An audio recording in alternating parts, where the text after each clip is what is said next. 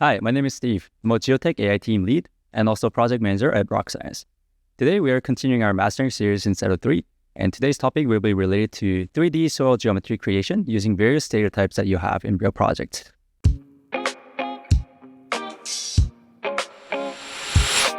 In a lot of the projects, you're dealing with CPT data points, boreholes, and surface point cloud, which a lot of the times, users or engineers have a hard time simulating these in 3D geometry. And Settle3 makes it much easier for users to incorporate and import these data points over so that Settle3 will apply interpolation methods in creating your 3D geometry so that you can apply different types of loads for non-horizontal surface and also different soil layers in soil. So let's take a look at Settle3 and how you can do that. In Settle3, there are many different ways in how you can create a geometry. So in this model, we'll be talking about how you can create non-horizontal soil model using boreholes. Here we have a tutorial 16 non-horizontal ground surface. And if you go to our project settings and you go to your soil profile, you'll notice that we have different layer options: horizontal soil layers, non-horizontal soil layers, and extruded section layers. All three have different distinctive features in how you can create a geometry for soil. But if you have boreholes, then you have to ensure that you're selected non-horizontal layers. And by default, you have elevation as a choice for vertical axis. And interpolation method allows you to interpolate between the boreholes using different mathematical equations.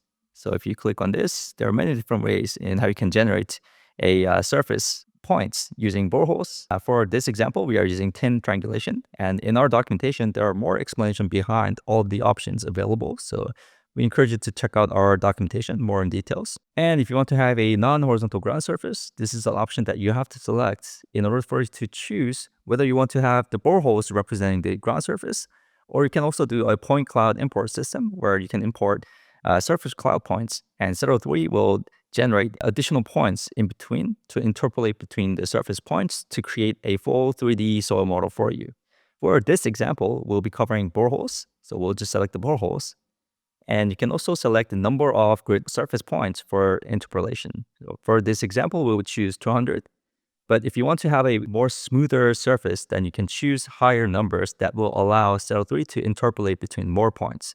So we will get a more smoothing surface. As you can see, then when we go to soils and we go to edit boreholes, click on one of the boreholes, and you will notice that each of the boreholes have different top elevation along with different soil layers between the boreholes. And Settle3 will take each of these distinctive boreholes and interpolate between the boreholes to ensure that you have a soil model with the integrity of all of your borehole data points, and with the location, top elevation, and the layers. After you select OK, then you will see now that you have a 3D surface model with the boreholes, and you can also assign loads on top of the non-horizontal surface. So this is one of the ways in which you can create a soil model.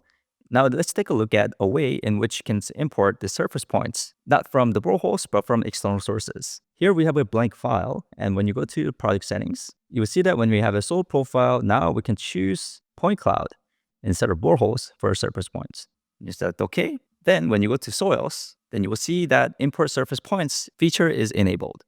When you click on this, then you'll be directed to a folder link where you can import the surface points.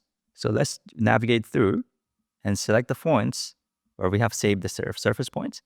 And as you can see, the surface point Excel spreadsheet has a format of XYZ coordinates. So as long as you have any data points with XYZ, you can use that Excel file to import to Settle3, and Settle3 will generate the surface for you. So we are going into the link where we have the surface points, and you will see that now Settle3 has created a surface points off of the spreadsheet with the XYZ coordinates, as you can see here. So a couple of things that you can do with this example is that in case if you have a geological location with XYZ surface points, then you can simply import all of that over and also import the load profile, and you will get something like this where you have a non-horizontal surface points on top of a loads that is sitting on top of the surface. So this is another way that you can create a soil geometry with the surface points. Another way that you can create a soil geometry with the data point that is not from boreholes and surface points is a CPT soil classification feature.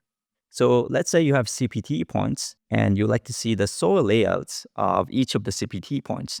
You can see that each soil layers are classified with the CPT points as shown here. So what you can do is you can select make this CPT borehole available in Section Creator. Then you will get this checkbox in this dialog. And this allows you to have these soil layers shown in a Section Creator. So you can use that as a guide to create a soil geometry in a cross-section view, which can be then extruded orthogonally to create a full 3D soil geometry. So let's select OK. So now you see that each of these CPT legends are added with this soil profile image. So now we go to project settings and soil profile. And when you select the extruded section layers, you go to soil and you can select the section creator.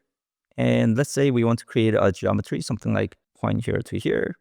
Then you will see that at locations where the CPT points were added, now these are showing your soil profile, which then allows you to create a section creator with the CPT points. So this is another way that you can create a more complex geometry with the data types that is not from boreholes and surface points, but is from CPT.